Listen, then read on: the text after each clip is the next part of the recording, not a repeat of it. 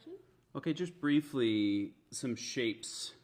This would be what the blank is in terms of thickness all the way through the blade before someone crafts that initial cutting edge. They grind this down flat and then add a primary bevel. That primary bevel is just removing material on both sides of the blade. And then the burr is like this little piece. This little piece of metal that turns over, and you push that to both sides. And you can blend the chines where two angles come together and push the burr around. And if you get more advanced, you can add a secondary. To deburr, you can use your pant leg, a leather strap, right? Something like this will pull that little metal. Oh, you see the burrs on that side right now.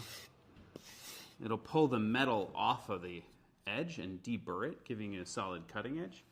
And then when you get advanced, you can talk about thinning the blade, adding specific grit patterns to the blade. And right now, this would be a very toothy edge because we're at 400. You get to decide how many other stones you use, 200, 1,000, 3,000, 6,000, 8,000, 10,000, to craft the edge that you're looking for in terms of smoothness.